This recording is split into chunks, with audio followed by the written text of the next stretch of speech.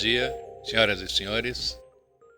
Agradeço a presença de todos e mais essa coletiva da Anfávia, onde divulgaremos os números referentes ao mês de fevereiro e também do acumulado deste ano. Por favor, Antônio Megali. Bom dia a todos. Prazer estar com vocês mais uma vez. Antes de começar, só queria fazer alguns comentários.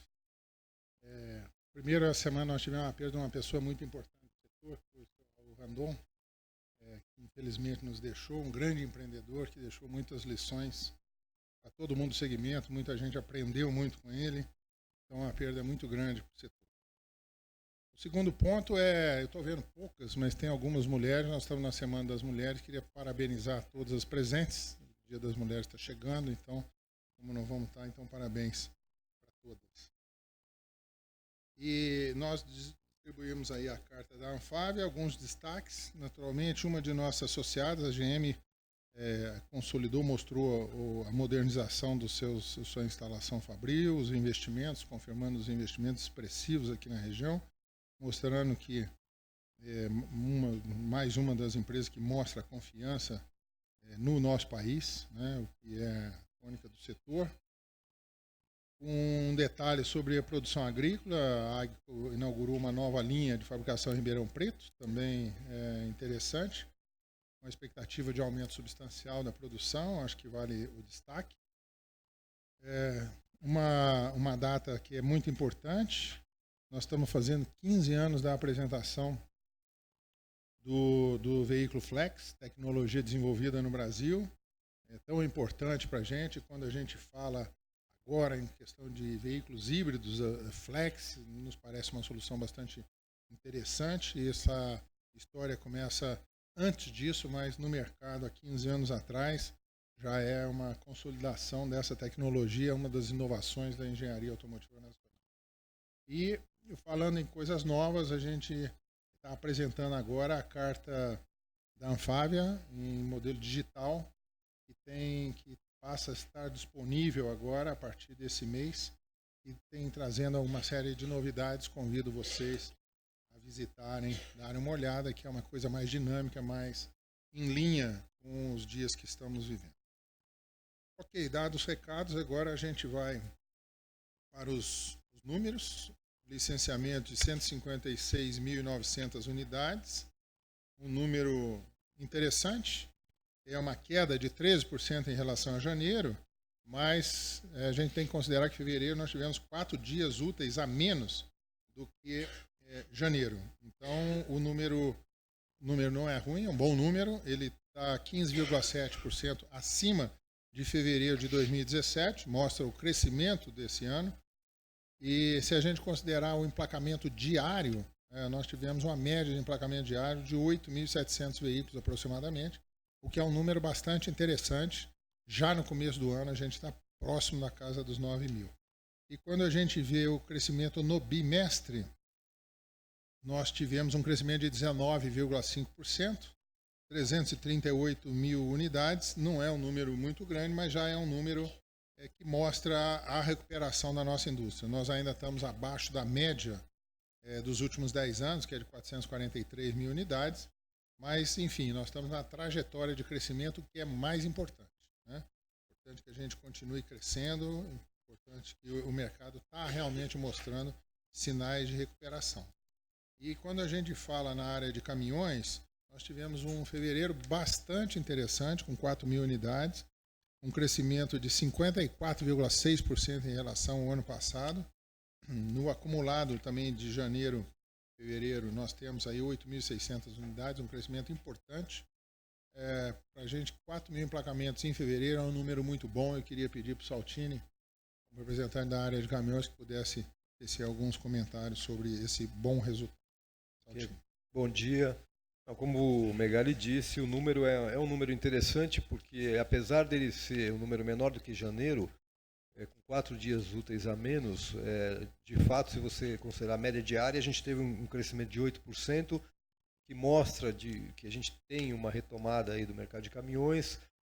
Eu chamo a atenção aqui para essa diferença expressiva desse primeiro bimestre para o primeiro bimestre do ano passado, de 54%, porque de fato a base do ano passado era muito baixa, mas isso reforça aí a nossa expectativa de que a gente feche o ano com algo em torno de 25% de crescimento do mercado de caminhões, o que, ainda que não nos faça voltar aos números expressivos que a gente teve no passado, mas já indica que a gente virou o mercado agora é um mercado de crescimento, ainda que lento, mas ele é constante. As indicações que a gente tem são bastante positivas de que ele deva continuar crescendo. O próprio PIB deve puxar um pouco esse mercado pela melhora da economia. Então, eu acho que a gente passa a ter um humor desse mercado e da própria indústria um pouco diferente para 2018, já visando um crescimento e pautando para esse crescimento para os próximos anos também. E só um último ponto, né, Saltini? É importante a gente lembrar que caminhões está ligado a PIB, né? E a gente tem uma expectativa boa de crescimento do PIB para esse ano. Então a gente tem uma boa perspectiva de evolução e vamos torcer. Nossa previsão do PIB para esse ano é algo entre 2,5% a 3%, mas a gente já começa a ver alguns economistas falando até de superar essa marca dos 3%. Quem sabe esperamos que eles estejam certos e que a gente volte a crescer em números robustos. O ano passado, 1% de PIB já foi um número que pelo menos mostrou a reversão de tendência. E se a gente tiver um crescimento acima de 3%, começa a ser mais positivo. Bom, passando para o outro setor importante, o setor de vendas de máquinas agrícolas e rodoviárias. Nós tivemos aí um mês de fevereiro com 2.400 unidades. Um mês ainda inferior a fevereiro do ano passado, em 22%, mas um número expressivamente maior do que janeiro. Lembrando que janeiro a base é muito baixa, né?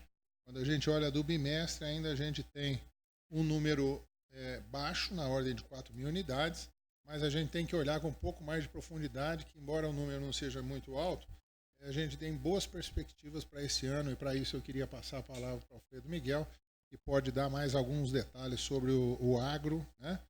E eu acho que nós temos boas perspectivas, né? Obrigado, Megali. Bom dia a todos.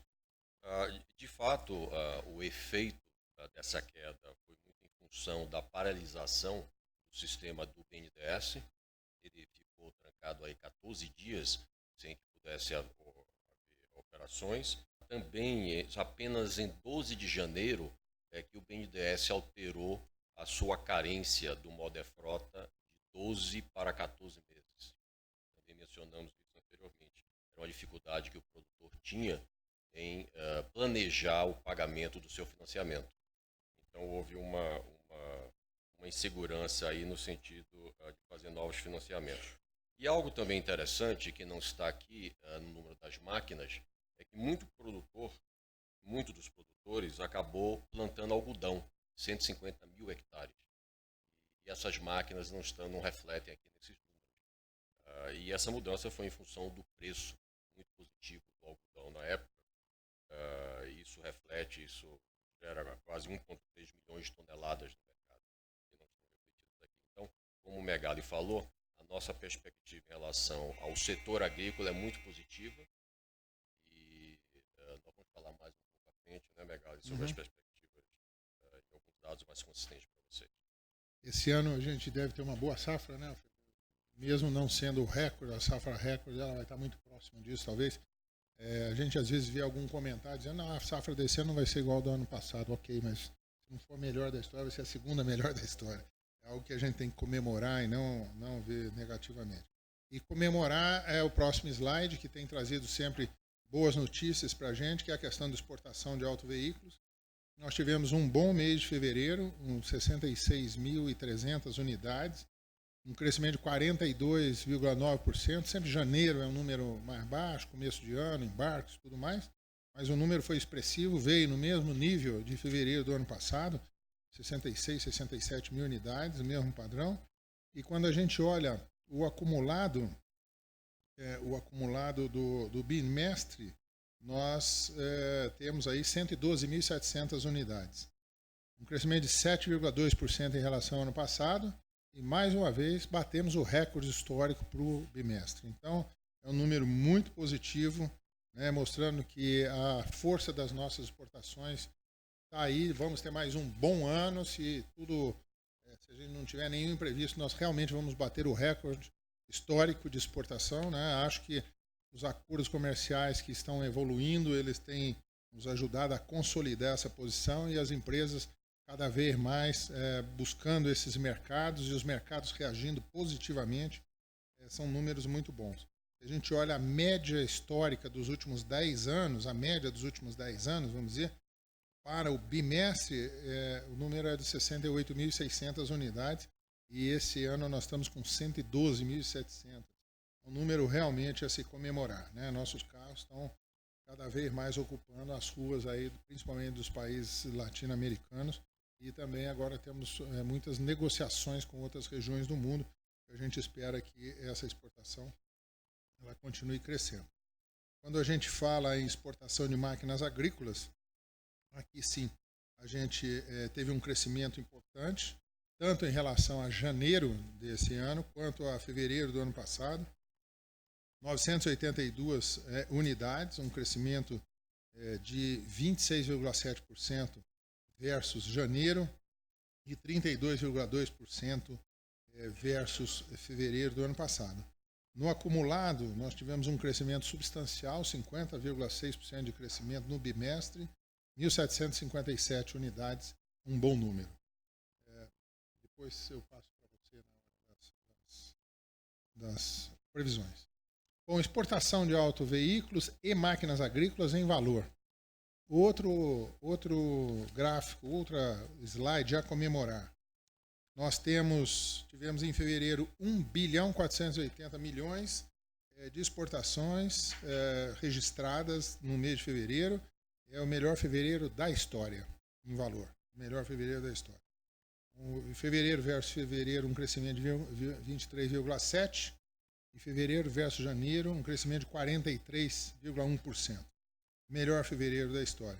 Quando a gente olha o bimestre, 2,5 bilhões de exportação, crescimento de quase 25% versus 2007 e também recorde histórico de exportações em valor, o que está trazendo naturalmente uma contribuição substancial para a balança comercial do país. Ano passado nós tivemos um resultado de 15 bilhões positivo, no caso de exportações de autoveículos e máquinas agrícolas, e, ao que tudo indica, esse ano a gente vai superar esse valor de forma importante. Então, exportação sempre é uma boa notícia. Como a gente, depois das exportações, já falando do mercado interno, a gente vem para a produção, e é o que gera emprego e renda no país. A gente está vendo que 213 mil unidades e 500 foi um bom fevereiro, a gente já passou da linha dos 200 mil, né? Lembrando que em 2016 nós tivemos 8 meses do ano com produção abaixo de 200 mil. O ano passado tivemos alguns meses e, ao que tudo indica, esse ano não iremos reduzir dessa linha. Tivemos 218 mil unidades produzidas em janeiro e em fevereiro, mesmo um mês com 4 dias úteis a menos, produzimos quase a mesma quantidade, 213 mil, um crescimento de 6,2%. E aqui eu faço um destaque, antes de falar do bimestre. O bimestre nós tivemos um crescimento de 15%, já estamos quase na média dos últimos 10 anos, mas eu queria fazer um destaque para o crescimento da produção do setor de caminhões.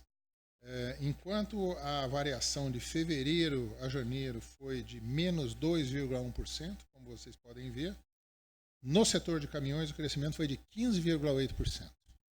E fevereiro versus fevereiro, que nós tivemos um crescimento de 6,2%, mas no setor de caminhões nós tivemos um crescimento de 46%. São números absolutamente importantes e, mais uma vez, nos dão esse ânimo que a venda de caminhões, a demanda por caminhões volta a crescer. O mercado ainda temos uma capacidade ociosa muito grande, mas que a gente observa que essa demanda por produtos, o que mostra que a economia está começando a se movimentar de forma mais intensa e que também aquelas frotas que ficaram retidas durante algum tempo sem troca, questão de custo operacional, hoje é uma tendência de modernização das frotas.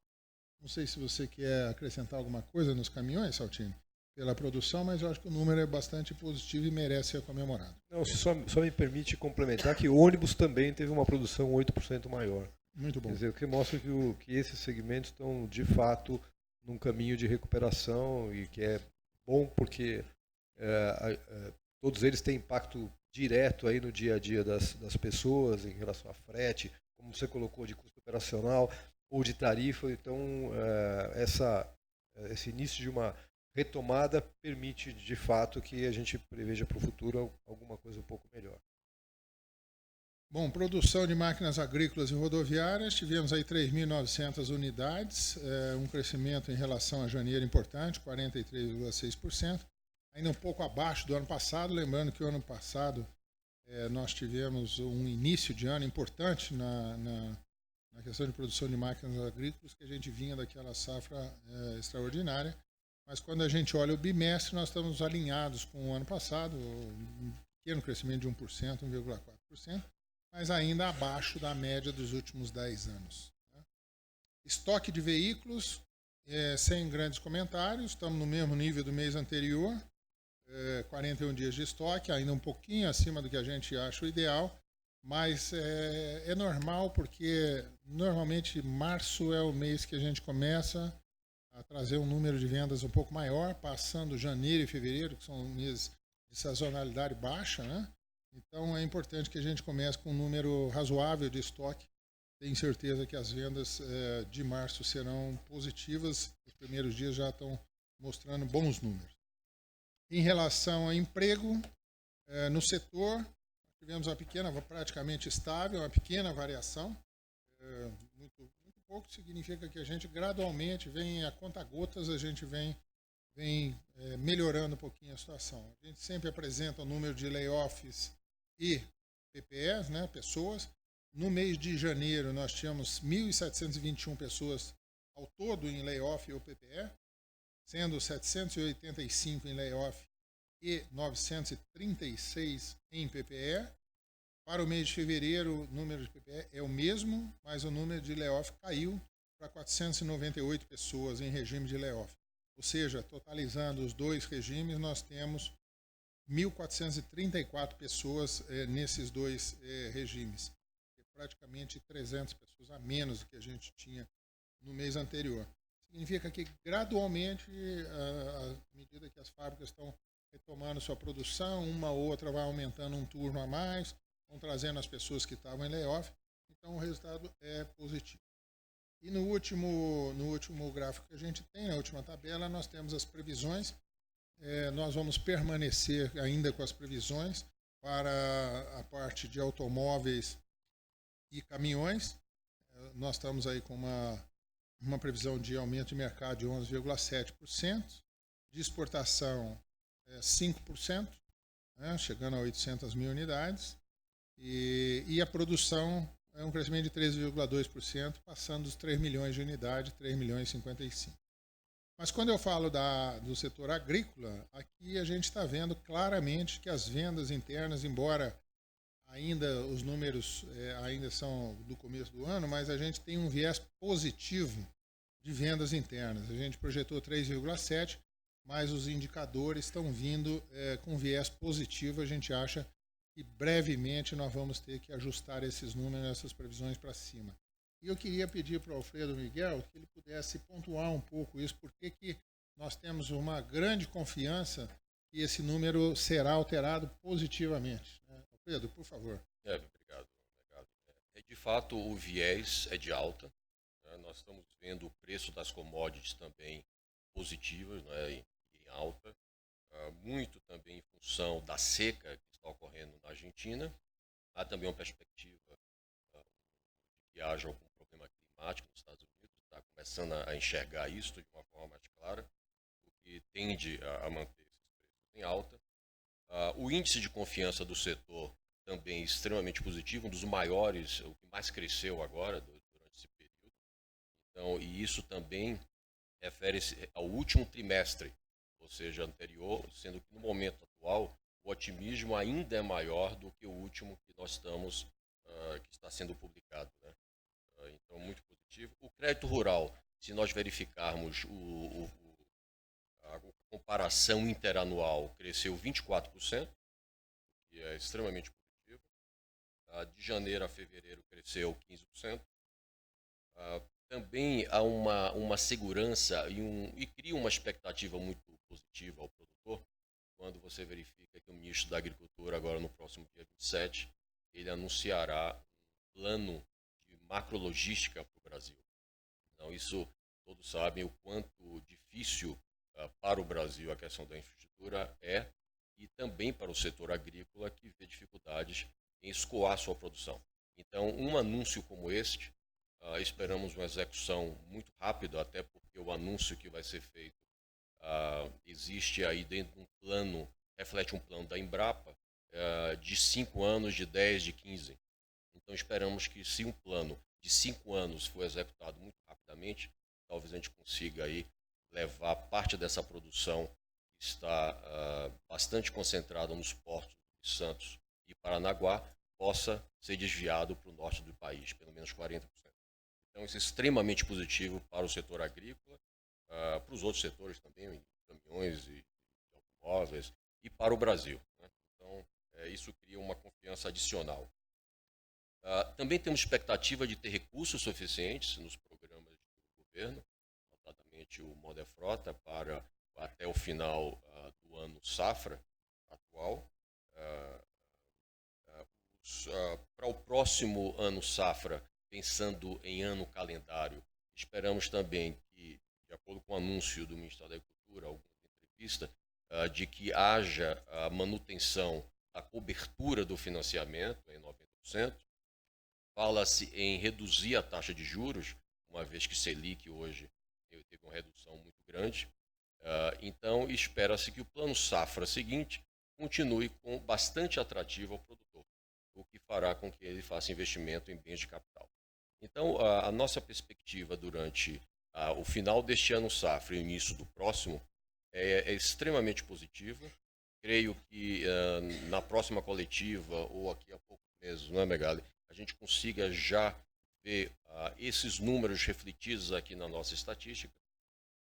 Então, estamos confiantes de que não haja nenhuma mudança no meio do caminho dentro dessa política para o setor agrícola, né? Esperamos aí a estabilidade até o final deste ano calendário. Obrigado, Alfredo. Eu acho que o agro tem trazido boas notícias para a gente nesses últimos anos, e acho que essa visão, acho que a gente tem um ministro extremamente conectado com o setor, né? A gente, diferentemente de algumas outras áreas, e esse plano de logística que está para ser anunciado pode trazer ainda mais competitividade. O Brasil já tem um nível de competitividade muito grande nos seus produtos agrícolas, e agora, se a gente melhorar um pouquinho a logística, não precisa muita coisa, a gente pode evoluir ainda muito mais. E aí isso vai contribuir para o desenvolvimento econômico do país, para as exportações, para assegurar que a inflação continue baixa, porque sempre a produção de alimento é uma coisa fundamental na configuração do índice de inflação. E a gente espera que o país continue crescendo. A gente já começa a ver uma redução dos níveis de ociosidade da nossa indústria.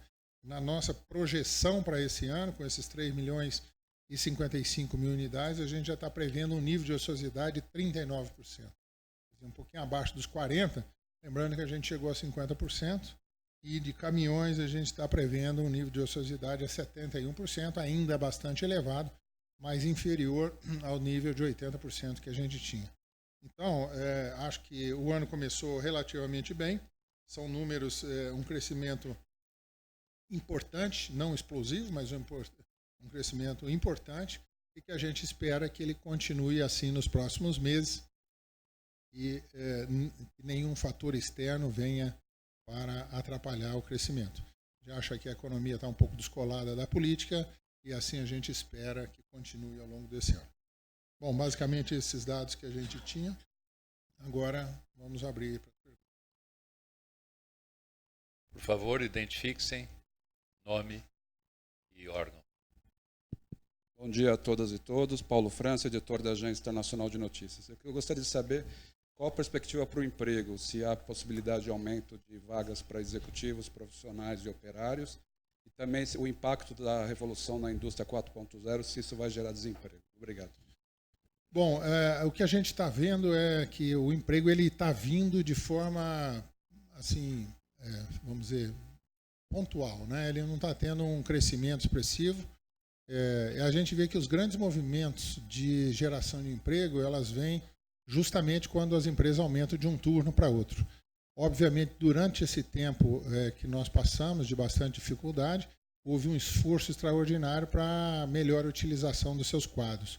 A gente não acredita que haverá um crescimento expressivo de postos de trabalho, mas nós acreditamos que ele vai ter gradualmente, como a gente mostrou, as pessoas que estão em PPE voltam, quer dizer, a trabalhar em regime integral, e as pessoas que estavam em layoff vão ser gradualmente absorvidas, com pontualmente aumentos de produção aqui de uma empresa ou outra. Então, a tendência de crescimento não explosivo, mas de crescimento gradual ao longo dos meses. E o desafio da indústria 4.0 é um desafio grande. O que a gente está vendo é que a maioria das empresas não estão prevendo redução dos seus quadros, mas sim mudança no tipo de qualificação dos funcionários. A indústria 4.0 é uma realidade lá fora, está começando a ser uma realidade aqui no Brasil, e é importante que a gente tenha uma evolução do ponto de vista de produtividade. A indústria 4.0 traz isso. E não adianta só a gente ter os veículos tecnologicamente muito mais próximos lá de fora, o que o Inovar já trouxe. É importante que a gente continue evoluindo também na questão de produtividade para evitar que a gente tenha defasagens tecnológicas com os países mais desenvolvidos. Próxima pergunta, por favor. Mário Curcio, Automotive Business. Megali, eu notei aqui na tabela de exportações de kits CKD, né, que embora os caminhões tenham mantido a tendência de alta, né, de exportações, né, e houve um volume maior de kits de caminhões em relação ao primeiro bimestre do ano passado, no caso dos veículos leves houve uma queda bem acentuada. O que é isso? É substituição de kit exportado por carro montado? A gente tem alguns mercados que são mercados tradicionais de compra de CKD. Às vezes esses mercados sofrem um pouco, tipo a África do Sul, né? A África do Sul é um dos países compradores nossos de kits. A gente exporta para lá mesmo porque lá a direção é invertida, do outro lado, a gente exporta. Então, às vezes, alguns mercados como esses, eles sofrem, e depende da situação em que a gente precisa fazer uma análise mais profunda, mas, em geral, é porque mercados que compram CKD agora estão sofrendo um pouco. Muito obrigado. Próxima pergunta, por favor. Megali, bom dia. Luiz Arthur Nogueira, da Isto é Dinheiro. Megali, a gente está vendo números muito positivos de exportações, né? Mas parece que o crédito que as montadoras têm a receber dos governos está se acumulando cada vez mais, até por conta do êxito nas exportações. E, em particular, aqui no estado de São Paulo, tem muito dinheiro para ser retornado. Em que pé está isso? Vocês estão negociando com o governo? Esse crédito vai ficar para a próxima gestão? Como é que vocês estão lidando com isso? Isso é uma grande preocupação que nós temos, né? Isso a gente já alertou o governo estadual, isso é um problema não só do estado de São Paulo, mas principalmente do estado de São Paulo, que o governo tem retido os créditos de CMS. Lembrando que a gente compra as peças aqui no estado de São Paulo, que tem um grande parque fabril, a 18% de CMS, e a gente exporta a 0%, né? Significa que esse crédito ele fica retido pelo governo, e já como as exportações cresceram nos últimos anos, esse crescimento tem sido exponencial.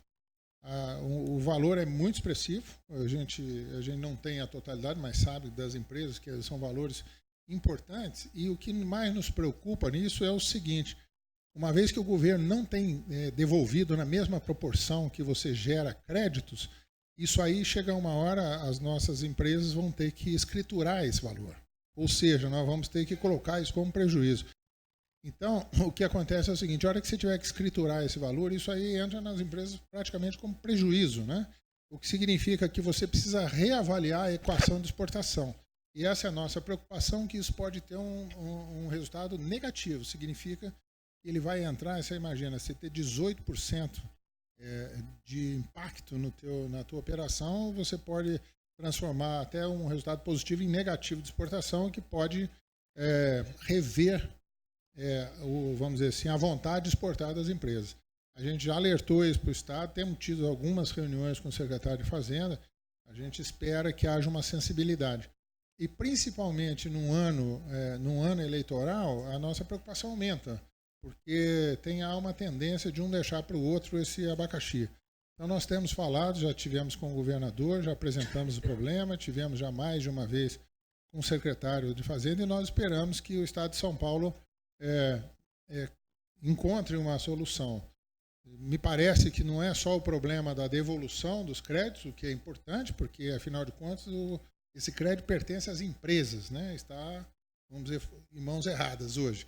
Mas o que a gente entende é que deveria haver e estamos contribuindo nisso, que a gente deveria ter um regime que evitasse a geração de créditos, né?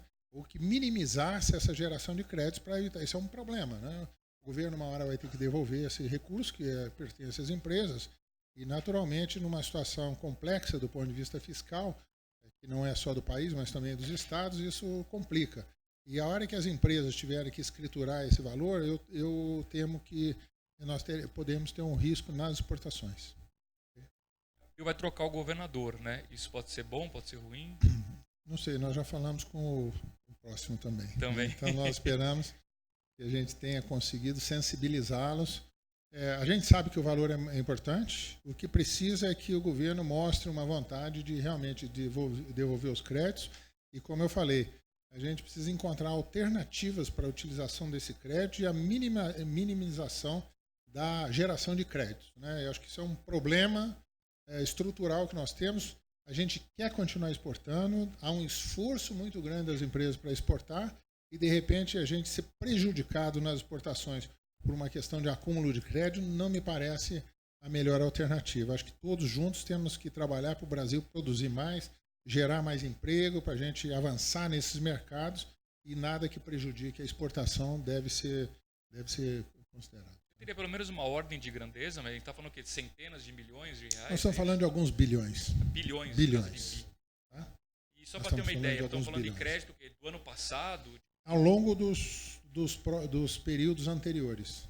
E o problema, ele se acentuou sobremaneira no ano passado, porque ao mesmo tempo que a gente relata aqui um recorde histórico de exportações, a gente relata também um recorde histórico de retenção de crédito de ICMS. Próxima pergunta, por favor.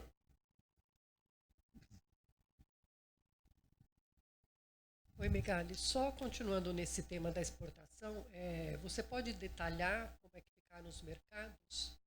Posso. Vou dar alguns números. Um segundinho só. Como sempre, a Argentina, quer dizer, você não precisava pegar a cola, mas como sempre a Argentina é o maior mercado, está na mesma ordem de grandeza, aí na ordem de 70% das nossas exportações para aquele mercado. Mas o segundo é o México também. O México ele teve uma retração em relação ao ano passado, que nós acreditamos que seja pontual. O Chile está mostrando bom resultado, é o terceiro mercado, um crescimento de 65% nas exportações para o Chile. Tá? Eu estou dando esse número acumulado, 2018, tá? Janeiro e fevereiro. Uruguai é o nosso quarto mercado, seguido pela Colômbia, que a gente entende que ainda não está refletindo o resultado do acordo comercial que nós fechamos no final do ano passado. A gente espera isso para os próximos meses. E um destaque para o Peru, que é um mercado relativamente inferior em termos de tamanho da Colômbia, mas nós tivemos um aumento de 181% nas exportações no acumulado de 2018 versus 2017. Isso eu estou falando de veículos, automóveis comerciais leves. Na área de caminhões e ônibus, a gente tem um número importante. Primeiro é a Argentina, uma participação um pouco menor, em torno de 50% das nossas exportações de caminhões e ônibus são para a Argentina, seguidos de Chile, que é um país que a gente tem falado que tem tido um resultado importante e está absorvendo os nossos produtos. E o terceiro mercado é a Rússia. A Rússia, nós exportamos 549 unidades no acumulado de 2018, um crescimento de 1.345% em relação ao ano passado. Seguido de Peru, África do Sul e México. Então, são números bons que a gente tem visto. E na questão de máquinas, a gente olha que o nosso principal mercado é os Estados Unidos, com 208 unidades exportadas em máquinas, principalmente máquinas rodoviárias, máquinas de construção, um crescimento de 274% em relação ao ano passado. Aí, no caso de máquinas, o nosso principal mercado é os Estados Unidos, seguido de Argentina, México, Canadá e Paraguai. O Paraguai está começando a crescer também. Então, são números bons. A gente olha que há um espalhamento, vamos dizer, de exportação entre todos os países, dependendo da categoria de produto, mas é importante que o Brasil está presente em vários mercados e em vários continentes. Dá para citar, no caso dos autos e comerciais, a participação de cada um, que você citou 70 da Argentina. Os outros, para ser mais preciso, o número, nesse acumulado, nós estamos em 7% para o México, 74% a Argentina, para ser mais preciso, 7% México, 6% Chile, 4% Uruguai, Colômbia e Peru com 3%. E também seguindo nessa linha, como é que está a situação lá do Flex com a Argentina? As empresas foram citadas, já se sabe valor de multa, como é que ficou? Na realidade, aqui é uma grande discussão, que é o seguinte: o acordo é um acordo de 5 anos, né? É uma discussão um pouco atípica, porque o acordo ele prevê a definição do Flex até 2020. Né? Nós estamos em 2018, quer dizer, tem ainda 2 anos. Ele pontualmente ele está desequilibrado. E por que foi feito de longo prazo? Justamente para absorver variações conjunturais. A gente está saindo do momento que o mercado da Argentina é muito aquecido e o mercado do Brasil muito fraco. O que a gente começa a observar é que o mercado brasileiro começa a trazer resultados melhores e, com isso, a gente começa a importar um pouco mais da Argentina. O outro ponto é que a Argentina continua com o mercado forte, também crescendo nesse ano, né? Então, o Flex efetivamente ele está desequilibrado, dependendo de um setor mais do que outro, mas o Flex ele vai ser contabilizado ao longo dos 5 anos, né? O governo argentino está pedindo para as empresas lá na Argentina fazer o provisionamento para as empresas que estão mais desequilibradas, mas isso não faz muito sentido no nosso ponto de vista, porque a contabilização vai ser feita ao longo de 5 anos. Então, como é que você constitui garantias para um momento de hoje, se daqui a pouco você pode ter uma reversão de mercado? Aí, o custo que você teve na constituição das garantias, esse custo é um custo que seria perdido. Então, a gente entende, para isso que foi feita a negociação entre os governos, é o nosso entendimento, para que o Flex seja contabilizado ao longo dos 5 anos, e não parcialmente, num mês ou num ano anterior ao seu encerramento. Mas vocês já têm ideia de quanto é esse provisionamento no total? Não temos. Isso é de empresa para empresa, as empresas que estão mais ou menos, tem empresas que estão absolutamente equilibradas, tem empresas que estão um pouco maior, e isso está sendo conversado entre o governo argentino e as empresas lá na Argentina. Aqui no Brasil nós temos uma visão um pouco diferente disso, inclusive o governo brasileiro tem uma visão diferente, que o acordo será feito ao longo dos 5 anos. Okay? E lembrando disso, que foi bem lembrado pelo Aurélio, é o seguinte, que é mais um ponto do nosso entendimento. O acordo não foi feito entre empresas, né? Empresa com empresa. O acordo é setorial, significa que isso tem que ser balanceado, né? Se tem empresas que têm uma condição superavitária em termos de exportação da Argentina para cá, você tem que balancear o setor, não é de empresa para empresa. Então, mais um ponto que a gente vê como estranho, né? Essa solicitação de constituição de garantias que está sendo feita pelo governo argentino para as empresas na Argentina. Okay? Próxima pergunta, por favor.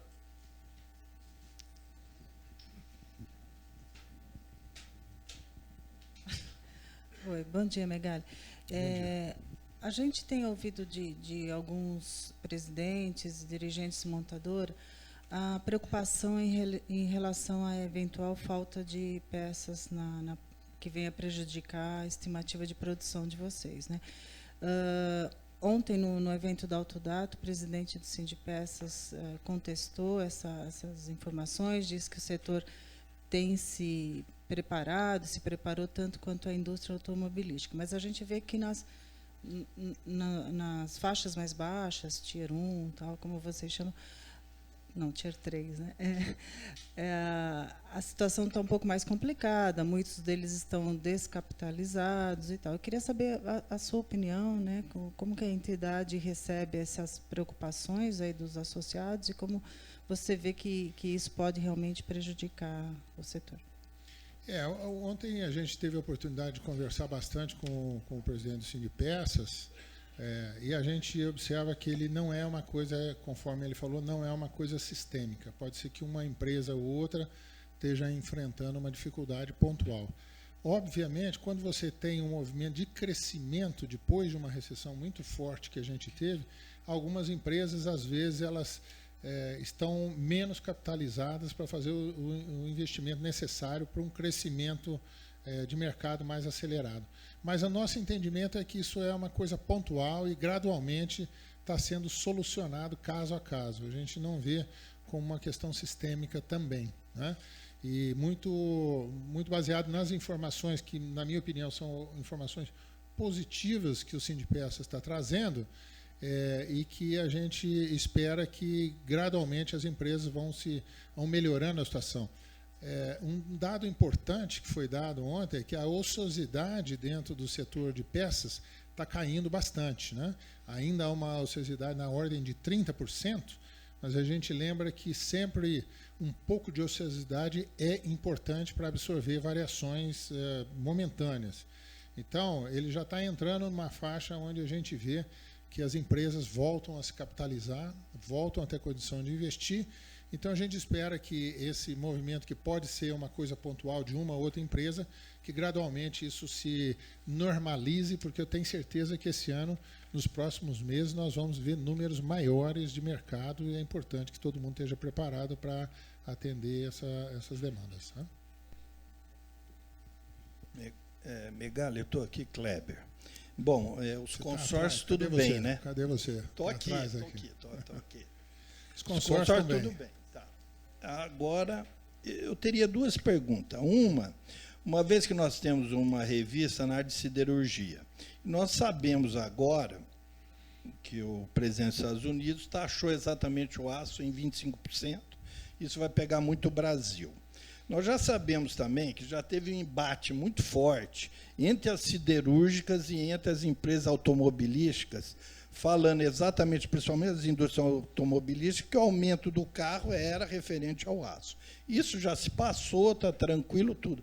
Como que você vê isso? Você vê com preocupação a Anfávia agora, referente exatamente a essa taxação do aço, podendo as siderúrgicas aumentar isso daí?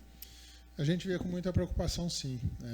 A gente vê que hoje 30%, aproximadamente 30% do aço brasileiro é exportado para os Estados Unidos. E se houver um aumento substancial, uma taxação desses aços, conforme foi anunciado pelo presidente Trump, isso pode trazer alguma dificuldade para as empresas, para as siderúrgicas aqui no Brasil. A gente precisa entender com um pouco mais de profundidade, porque isso vai impactar diretamente o preço dos carros nos Estados Unidos. Isso, a população americana, como você sabe, ela é muito dura nesses movimentos. Então, precisa entender qual é esse movimento mundial que vai acontecer, o tipo de aço, o que realmente vai ser impactado. Mas, a princípio, no primeiro anúncio, a gente vê com preocupação. Isso pode desequilibrar um pouco o mercado mundial. Por outro lado, pode ser que outros mercados produtores de aço queiram entrar no Brasil oferecendo preços mais baratos aqui, que aí pode também ter um outro efeito, né? De repente, você pode ter uma questão de uma oferta de aço a preço mais barato, que pode impactar a indústria. Mas sempre essa visão protecionista, de uma hora para outra, ela gera grandes desequilíbrios no mercado, o que a gente acha que não é muito bom, né? A gente sempre pretende, como você já mencionou, já tivemos um problema recentemente com o aumento substancial do aço aqui para dos nossos fornecedores de aço, que começava a ser absorvido, acalmado, e agora a gente tem essa nova variável, que ela pode trazer um desequilíbrio mundial, mas também ela pode, eventualmente, oferecer algumas oportunidades, né? Temos que analisar com mais profundidade ainda. Megali, eu teria mais uma pergunta que é referente à importação de carros. Amanhã nós temos a coletiva da BEIFA. Como que você vê isso, essa importação de carros cada vez crescendo mais? Tudo bem que ainda é pequena perto do que nós temos, mas como que a Anfávia enxerga isso agora? Então, a gente está prevendo, como a gente falou na coletiva do mês passado, em função do final do Inovar Alto, que não tem mais a alíquota de 30 pontos percentuais, que naturalmente haveria um crescimento, sim, das exportações. A gente entende que é importante ter uma participação de veículos importados no todo, é normal. Você, inclusive, dependendo do tipo de produto, ele pode trazer novas tecnologias, pode contaminar positivamente o mercado. A gente vê isso com a maior naturalidade. Acreditamos, o ano passado nós fechamos com 11% de crescimento, de 11% de participação dos veículos importados no todo do Brasil. Nós achamos que esse ano vai subir para uns 15%, ainda não aconteceu, mas deverá subir aí na ordem de grandeza para uns 15% do mercado nacional, deverá ser abastecido por produtos importados.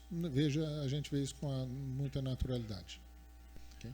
Próxima pergunta, por favor. Oi, Megali, boa tarde. Sou do Jornal o Globo, Álvaro Gribel, tudo bom? Tudo bem, Álvaro? Queria voltar à questão do emprego. Vocês têm alguma estimativa? Dá para dizer que esse aumento de 2,5% é um percentual que poderia ser visto ao longo do ano? E como é que a gente explica um crescimento tão forte na produção de 2 dígitos e com um emprego vindo um pouco mais devagar?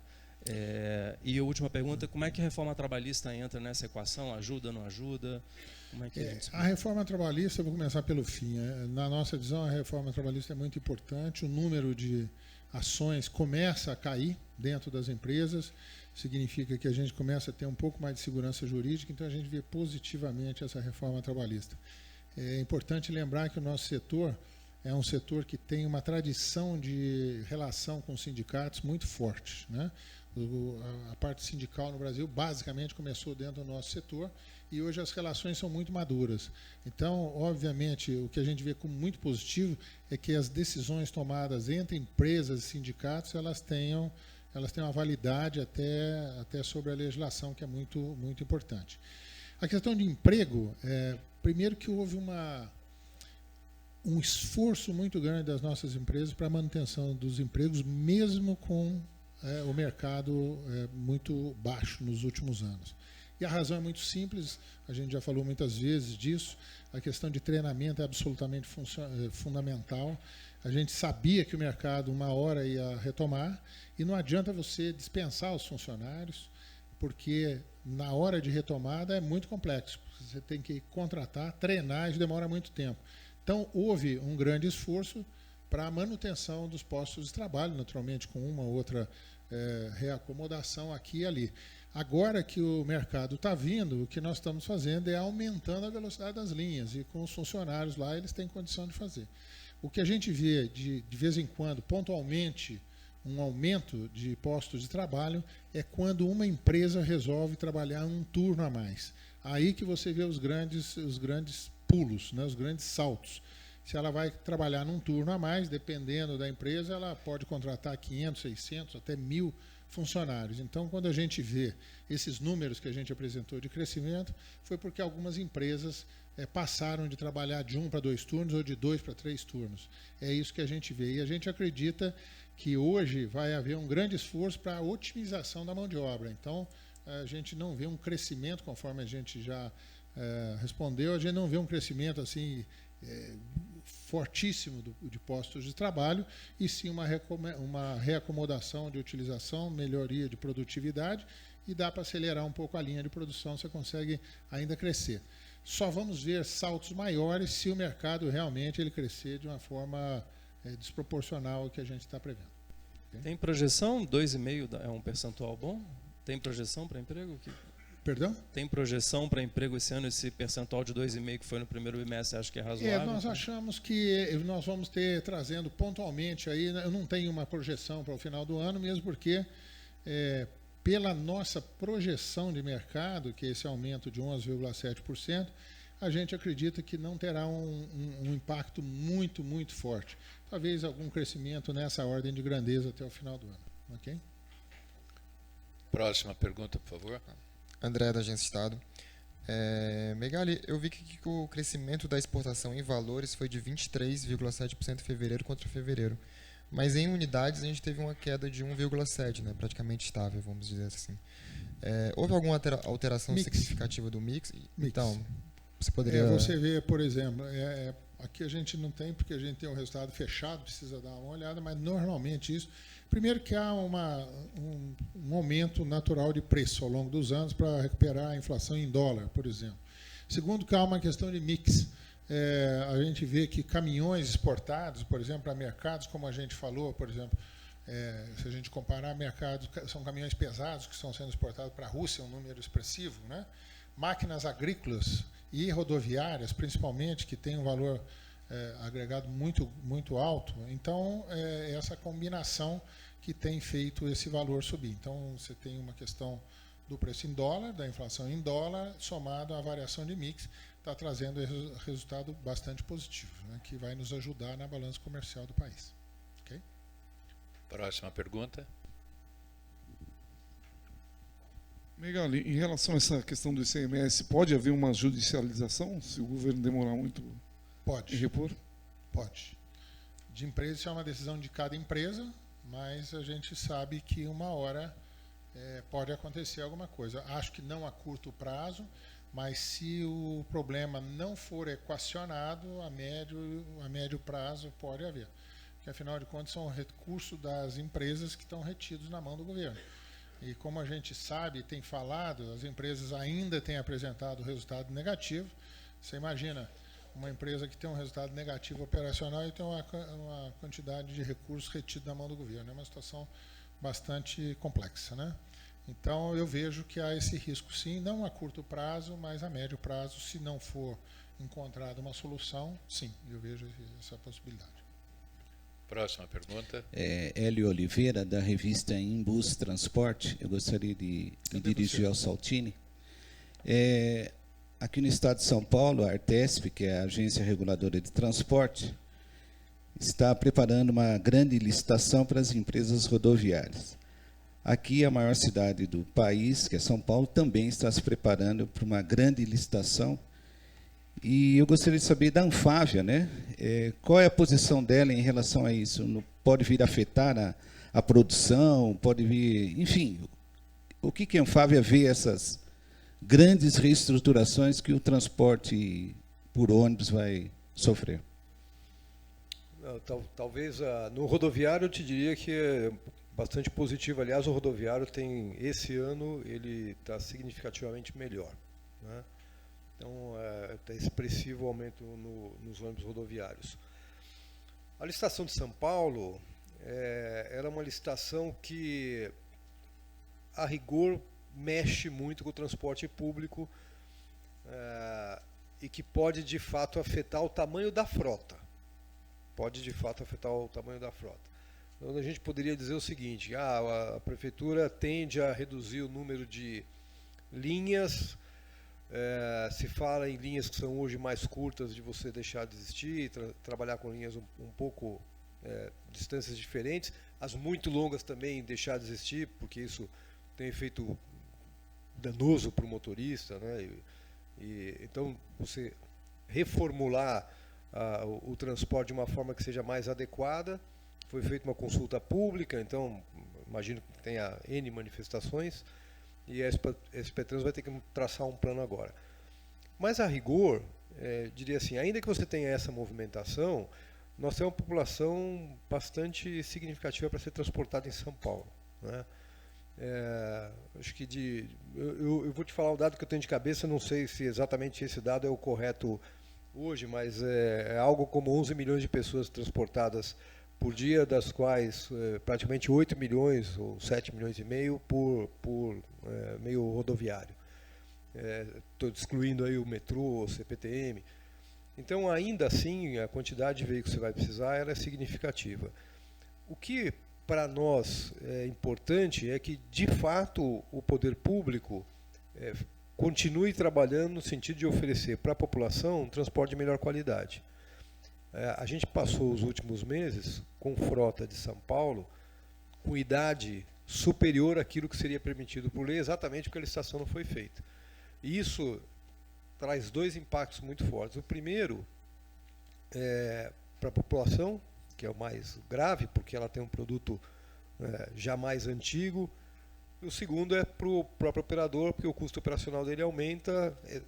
Até seria uma opção dele poder alterar, mas como ele não sabe como é que vai ser licitado e o que ele vai ganhar na licitação, então isso faz com que ele deixe de fazer o investimento. Então eu acho que o mais importante é que, de fato, isso caminhe no sentido da clareza daquilo que a gente vai ter. Algum impacto pode ter, mas nós estamos falando de hoje, basicamente, São Paulo, são as maiores frotas, mas o resto do país continua caminhando.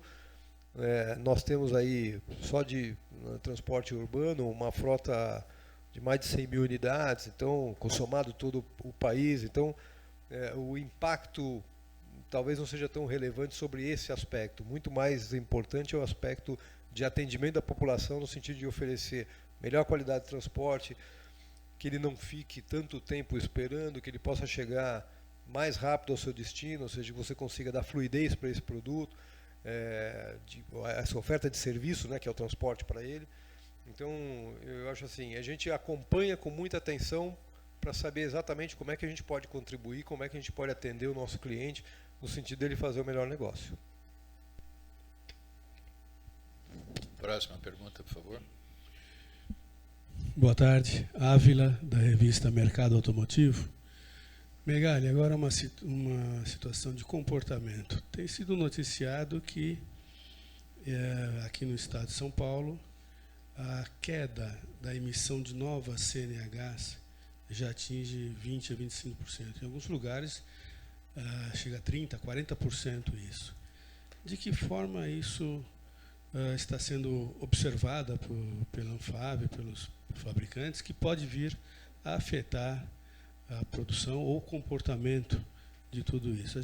Uma pergunta interessante, porque alguns anos atrás o Brasil chegou até a importar motoristas de caminhão, que não tinha, que tinha caminhão parado porque não tinha motorista. Isso pode vir a afetar também os carros, esse comportamento? Como é que vocês veem que está caminhando essa nova onda de comportamento? Essa é uma questão importantíssima que está acontecendo, é a questão da mobilidade, né? A gente já tem falado aqui bastante sobre essa nova tendência da mudança da propriedade para a mobilidade. O que acontece é que, principalmente o jovem, ele está vendo o automóvel de uma forma diferente do que a gente via na nossa época, né? O automóvel que sempre foi aquele objeto de desejo, o garoto que chegava aos 18 anos, tal. Hoje, à medida que você oferece alternativas de mobilidade, ele deixa de ser tão importante e começa a ter algumas preocupações. A pessoa quer sair à noite. Hoje a gente tem legislações muito mais severas do ponto de vista de bebida, e agora transformada em crime, enfim. E o jovem tem outra relação com o automóvel. Então a gente tem visto que, principalmente, o jovem tem demorado mais para tirar a carteira de motorista. Principalmente aos 18, 20 anos, quando é solteiro, talvez não seja tão importante. Você encontra outras alternativas, né? Hoje tem os aplicativos aí que deslocam daqui para lá durante qualquer hora, 24 horas por dia, tudo mais. Então, a gente está vendo, está acompanhando esse movimento, que é um movimento, não é só no Brasil, é um movimento mundial, né? Agora, alguém oferece a mobilidade, né? O jovem não é que ele vai a pé, ele vai em alguma forma, e alguém oferece essa mobilidade. E quem produz essa mobilidade é a indústria automobilística, através de sistemas de compartilhamento e tal. Então, é um grande desafio que o mundo inteiro está enfrentando, e acho que isso vai continuar evoluindo de forma importante até a entrada dos carros autônomos. Aí eu acho que nós vamos ter um grande impacto mesmo, a hora que a questão de veículos autônomos, que está avançando com muita velocidade no mundo, isso aí provavelmente na próxima década a gente vai começar a ver cada vez mais veículos autônomos sem motorista. Então, esse número de redução de CNH, a gente acompanha, acho que vai aumentar isso até. Né? O importante é a oferta da mobilidade. E quem hoje consegue oferecer a mobilidade é quem produz a indústria. E é interessante que a gente olha um comportamento, à medida que a pessoa vai ficando mais velha, constituindo família, aí o carro volta a ter a relevância que no passado era para o garoto de 18 anos e agora é quando ele constitui a família. Então, ele está adiando esse momento de entrada, de tirar a carteira de motorista, mas ali na frente, ele ainda, nos dias de hoje, ainda vai ser muito necessário, principalmente num país como o nosso, que ainda oferece poucas alternativas de mobilidade. Talvez no centro, sim, mas o deslocamento entre cidades e estados ainda carece de uma melhoria dos modais de transporte. Próxima pergunta, por favor. Bom dia, Megali, Saltini e demais colegas. Marcela Marcos, do Valor. Em relação à indústria de caminhões, pegando aí o gancho, né, da exportação, enfim, dos bons resultados que a gente vem apresentando de exportação, imagino também que de uma perspectiva maior, a produção esse ano, ela vai ser suficientemente maior do que o ano passado para atender tanto o mercado interno quanto externo, ou mais a um em detrimento do outro? Como que você vê isso? Eu vou começar a resposta, depois eu passo para o Saltini. Não, nós temos uma capacidade ociosa, como nós falamos, de 70%. Então, o mercado interno pode crescer muito, as exportações podem crescer muito, que nós temos condição de produzir veículos para atender tanto o mercado interno quanto externo. A gente espera que a tua fala se torne realidade, que a gente tenha um aumento expressivo de mercado interno e também de exportações, que o que mais importante para a gente é ocupar essa capacidade que temos na nossa indústria, é uma capacidade importantíssima, e aí a gente realmente, se o mercado de caminhões crescer, significa que o país está se desenvolvendo mais rápido, que o PIB vai crescer, então eu espero que isso aconteça e que a gente venha a ter um dia problema de falta de capacidade, o que ainda está muito longe. Saltini, se você quiser complementar. Só vou corrigir o final, presidente. Eu espero que a gente não tenha falta de capacidade, não. Já se prepare para ter capacidade e fazer o que precisa. Não, mas eu basicamente, que você já colocou, e a gente está muito atento aos movimentos que estão tendo. Eu acho que o mais importante, exportação passa a ser um fator preponderante nas empresas. Acho que no passado talvez a gente desse menos importância para a exportação, porque tinha um mercado interno vigoroso, e a gente percebeu ao longo dos últimos anos que é tão importante quanto, e um mercado de exportação que você perde, você dificilmente volta a recuperar, principalmente na questão de veículos comerciais, onde você tem um produto que roda por todos os países, né, onde ele vai estar colocado, e você precisa de rede, você precisa de assistência rápida, e muitas vezes ele está levando produto perecível, então você não pode deixar o produto parado. Mas a gente está acompanhando, lógico, a evolução, e o Megali chamou atenção na questão da produção agora, de que apesar da nossa produção em fevereiro ter caído, no caso de caminhões e ônibus, ela aumentou. E isso é exatamente porque alguns outros contratos são feitos, você está conseguindo manter um nível de exportação adequado e uma retomada do mercado interno. O desafio que a gente tem é acompanhar isso de uma forma tranquila.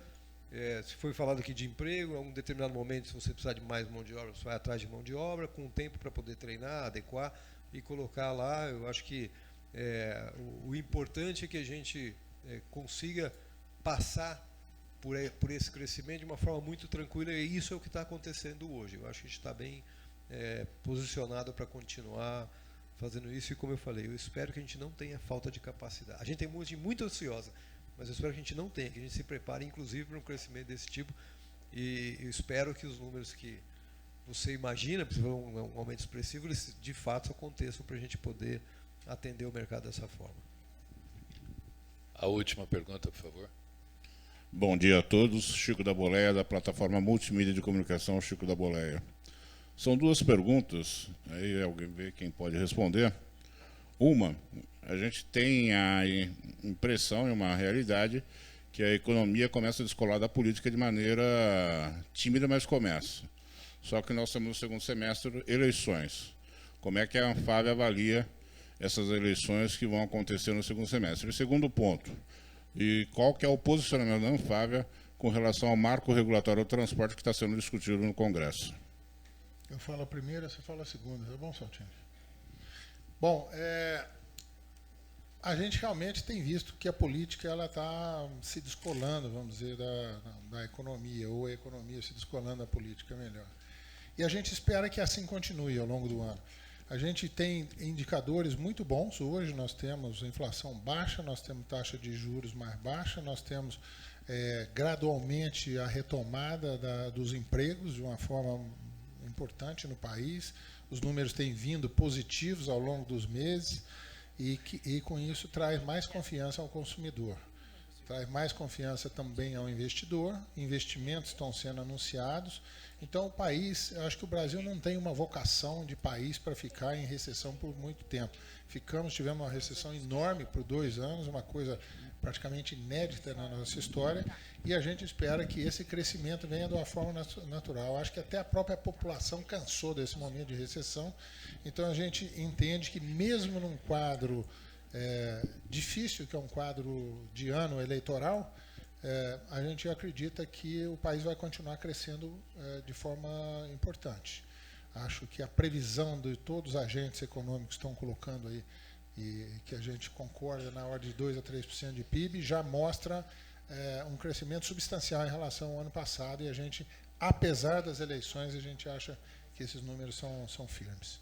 O segundo eu deixo para você, Saltini. Okay. Não, o marco regulatório dos transportes nós estamos acompanhando. O que de fato pode acontecer é alguma mudança em relação ao tipo de produto que será utilizado no futuro.